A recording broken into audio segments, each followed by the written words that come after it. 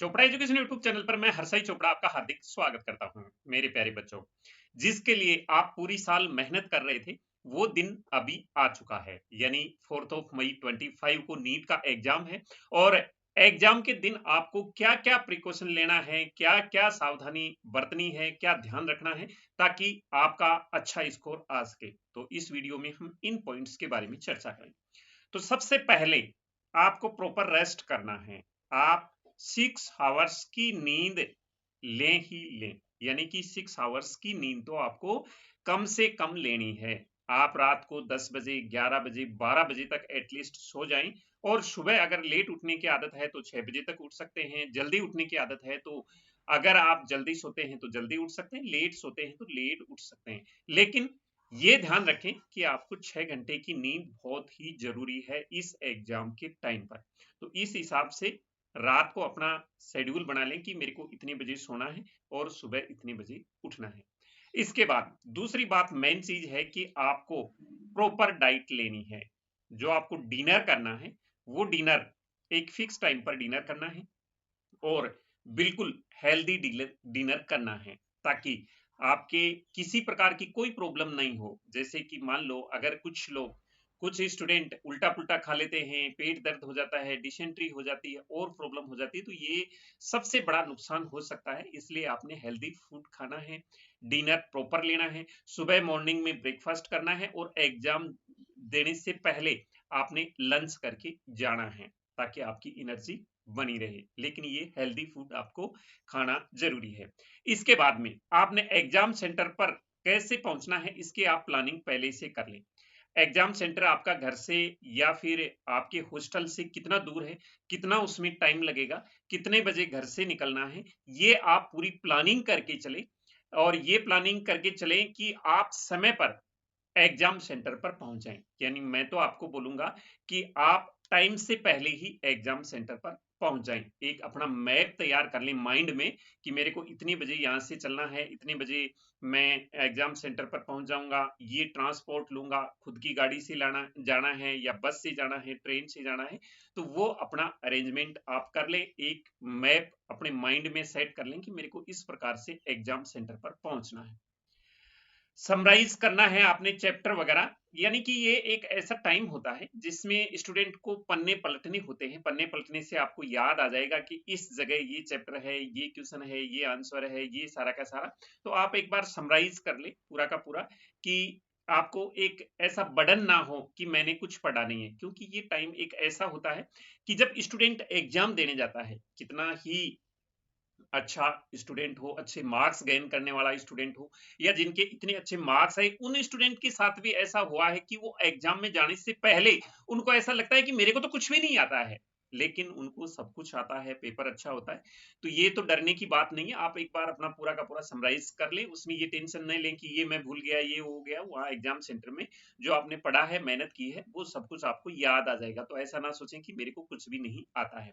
तो एक बात पूरे के पूरे सिलेबस को समराइज कर लें आप जाने से पहले। आप जाते समय रास्ते में भी कर सकते हैं और घर से निकलने से पहले भी कर सकते हैं। सुबह 2-4 घंटे का जो भी आपके पास टाइम मिलेगा उसमें समराइज कर लें। इसके बाद ड्रेस कोड, इसका मैं ऑलरेडी वीडियो बना चुका हूं कि क्या क्या ड्रेस पहन के जानी है। फिर भी मैं आपको बता देता हूं कि प्रॉपर आपने ड्रेस घर से ही पहन के जानी है। वो ड्रेस में एक तो फुल स्लीव शर्ट या टी शर्ट नहीं होनी चाहिए, शूज नहीं होनी चाहिए, हैवी क्लॉथ नहीं होनी चाहिए। बाकी आप ट्राउजर पहन सकते हैं, जींस पहन सकते हैं, टी शर्ट पहन सकते हैं, हाफ स्लीव शर्ट पहन सकते हैं। ये सारी की सारी चीजें आप पहन सकते हैं और स्लीपर पहन के जाए, वो भी लो हील्स की। तो ये ड्रेस कोड का आप काफी ध्यान रखें। और जो पारंपरिक पोशाक वाले कैंडिडेट हैं, जैसे कि सिख कैंडिडेट हैं, मुस्लिम कैंडिडेट हैं, वो एग्जाम सेंटर पर अगर पारिवारिक पोशाक पहन के जाना चाहते हैं तो 1 घंटे पहले वहां पर पहुंच जाएं ताकि उनका चेकिंग हो सके, कोई दिक्कत ना आए। अब डॉक्यूमेंट्स आपने लेकर के जाने। अगर आप डॉक्यूमेंट्स नहीं ले जाते हैं, डॉक्यूमेंट्स में कोई भी डॉक्यूमेंट्स की कमी रह जाती है, तो फिर आप एग्जाम में नहीं बैठने दिया जाएगा आपको। तो एक तो आप ट्रांसपेरेंट वाटर बॉटल ले जा सकते हैं, ये आपकी इच्छा है। अगर आप ले जाना चाहें तो ले जा सकते हैं। मैं तो आपको सलाह दूंगा कि आप छोटी ट्रांसपेरेंट वाटर बॉटल लेके जाए ताकि आपका वहां टाइम खराब ना हो। गर्मियों का टाइम है, आपको प्यास लगेगी ही लगेगी। इसके साथ साथ आप एडमिट कार्ड लेकर के जाना है। एडमिट कार्ड लेकर के जाना है और एडमिट कार्ड के 2 पेज तो आपको लेकर के जाने हैं। अगर आप 3 पेज ले जाना चाहें तो 3 ले जा सकते हैं, लेकिन 2 पेज तो एडमिट कार्ड के लेकर के जाने हैं और फर्स्ट पेज पर आपको छोटा फोटो पेस्ट करना है और सेकंड पेज पर बड़ा फोटो पेस्ट करना है। फर्स्ट पेज पर आपको लेफ्ट हैंड ये लगाना है, आपको इंप्रेशन लगाना है। तो ये चीजें घर से ही करके जाना है आपको। तो ये 2 फोटो एडमिट कार्ड के ऊपर लगाकर लेकर जानी है, साथ में एडमिट कार्ड लेके जाना है। एक छोटी फोटो यानी कि पासपोर्ट साइज की फोटो वहां आपको अटेंडेंस सीट पर चिपकानी, इसलिए वो एक्स्ट्रा लेके जानी है। आप एडमिट कार्ड पर 2 फोटो चिपका के ले जानी है, एक फोटो एक्स्ट्रा लेके जानी है और एक आईडी प्रूफ आपका आधार कार्ड लेकर के जाना है। तो ये तो हो गई डॉक्यूमेंट्स की। ये डॉक्यूमेंट्स आपको जरूर लेकर के जाने हैं। अगर ये डॉक्यूमेंट्स आप नहीं लेकर के जाते हैं तो आपके साथ में प्रॉब्लम खड़ी हो जाएगी। एग्जाम सेंटर का क्लोजिंग टाइम 1:30 पर है दोपहर। 1:30 से पहले पहले आपको एग्जाम सेंटर पर पहुंचना है। मैं तो आपको ये बोलूंगा कि अगर आप 1 घंटा या आधे घंटे पहले एग्जाम सेंटर पर पहुंचते हैं तो वो आपके लिए वेल एंड गुड होगा, बहुत अच्छा रहेगा, क्योंकि इतने समय में कोई इतनी ज्यादा स्टडी भी नहीं कर लेता है। तो इस हिसाब से आप पहले ही अपनी प्लानिंग लेके चले कि मैं एग्जाम सेंटर पर 1 बजे तक तो पहुंच ही जाऊं, ताकि आपको अपना रोल नंबर देखने, कहाँ आपका सीटिंग अरेंजमेंट है वो देखने के लिए आपको प्रॉपर वहां टाइम मिल सके। इसके बाद में मैं आपको बताता हूं, अगर आप चाय वगैरह कॉफी वगैरह पीते हैं तो एग्जाम में जाने से पहले कॉफी पी के जाएं तो अच्छा रहता है, क्योंकि कॉफी पीने से स्टूडेंट फ्रेश रहता है। अगर एक कप आपको कॉफी मिल जाए, जैसे पेरेंट्स साथ में जाते हैं तो थर्मस वगैरह में डाल के अपने गाड़ी में कॉफी लेके चले जाएं आप, और वहां एग्जाम सेंटर में इंटर होने से पहले एक कप कॉफी पी के जाएं तो उसका अच्छा परिणाम रहता है। मैंने ये अमूमन देखा है। हालांकि ऐसा कोई कि आप पी के ही जाओगे तभी सही रहेगा, ऐसा कुछ नहीं है। अगर ऐसा होता है तो ठीक है। इसके बाद में टेबलेट वगैरह ये आप लेके जाएं तो अच्छा रहेगा, जैसे सिर दर्द की टेबलेट है या फिर और कोई ऐसी टेबलेट है, क्योंकि अमूमन ऐसा होता है कि सिर दर्द गर्मियों का टाइम है हो जाता है स्टूडेंट को, तो सिर दर्द की टेबलेट लेके जा सकते हैं। आप सिर दर्द की टेबलेट लेके जाएं, अगर कोई दिक्कत हो तो वहां ले सकते हैं।